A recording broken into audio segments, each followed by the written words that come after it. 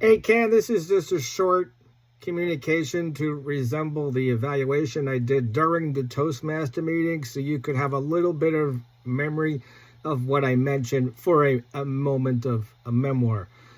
So, what is Ken's communication style? And more importantly, what is your communication style? And Toastmasters, Ken Narducci is working on a project, and it says that he has to determine his communication style, and there were 4 different communication styles.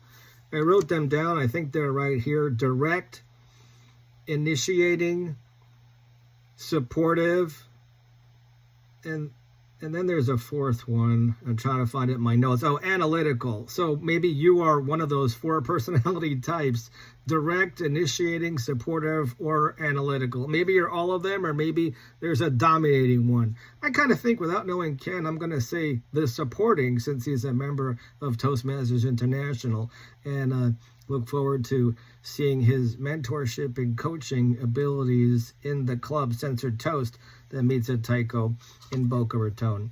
The things that I thought that Ken did really well in his speech today is he immediately started off by talking about a personal story. And a personal story is what makes the most fantabulous speech ever a fantastic speech. If you want to improve your speeches, include a personal story.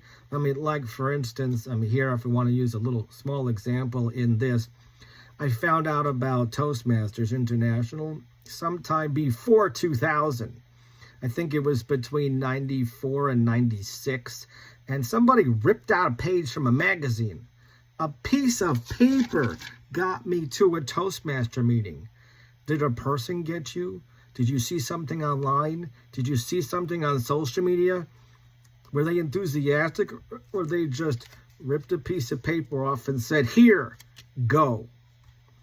Back to Ken. So a personal story means a lot when you're giving speeches.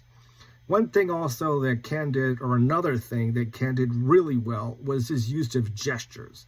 Many speakers overkill the gestures by leaving the gesture or a prop visible for the audience to see. Then they're fixated on that gesture or prop or PowerPoint. We all know those speakers that rely on PowerPoint to get their messages across, especially in business.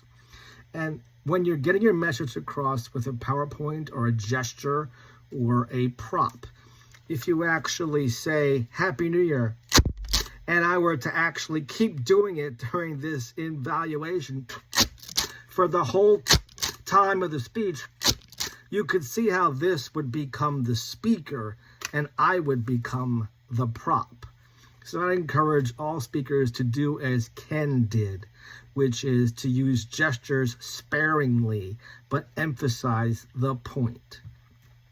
There is one thing, and of course, all evaluations in Toastmasters makes a good manager or leader in any company. So if your company is looking for a manager, hey, like myself, why not? Maybe I'll take on another job. And if you do evaluations really well in Toastmasters, any company should be silly not to hire somebody like you. We start off on a high note. We say a few things that person did really well, and then we offer a tip to improve. And then we end on a high note as well. So here's your tip to improve. We call it the Oreo cookie method or sandwich method. You can Google it also, the Oreo cookie method or sandwich method of evaluations. And what I think that Ken did really well, I already told you what he did really well, the gestures, the props, etc., using it for personal story. Those make fantastic speeches. What I like to see, the one little tip to improve, the middle of the Oreo cookie, the fantastic tip to improve is to add a little spice of enthusiasm, because enthusiasm, motivation gets worn off every single day. And like your phone, you have to constantly charge it. Now, you might have a high-speed charger, you might have a regular charger, but what are you charging yourself? Do you have a high-speed charger for yourself, and what is it? Please tell me. Text me, 561-302-0051. But that being said, what is your high-speed charger? Your high-speed charger could be talking to a friend. It could be going to Censored Toast Toastmasters in Boca Raton that meets at Tyco or Sensormatic.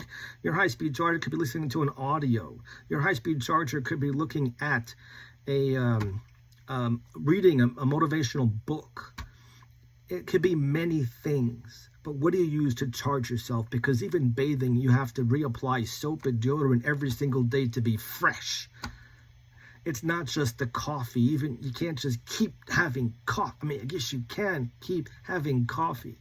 But to be extra enthusiastic and to be a most effective speaker, I do highly recommend you do check out Censored Toast Toastmasters. I'm Paul Finkelstein. Thanks for listening. And Ken, great speech. I can't wait to see you kick it up a notch next time. I know the butterflies are perfect. You're a great speaker. I look forward to seeing you even better in your march to Distinguished Toastmaster as well. And the last question is, can you help me found my second Toastmasters Club, be a mentor or a coach? I hope and only hope that your time is free on Mondays at 5:30 Eastern Time. The guest link is omgtalk.com. That's omgtalk.com. And if you can, come right in. If you can't find it there, just feel free to text me back. Ciao for now.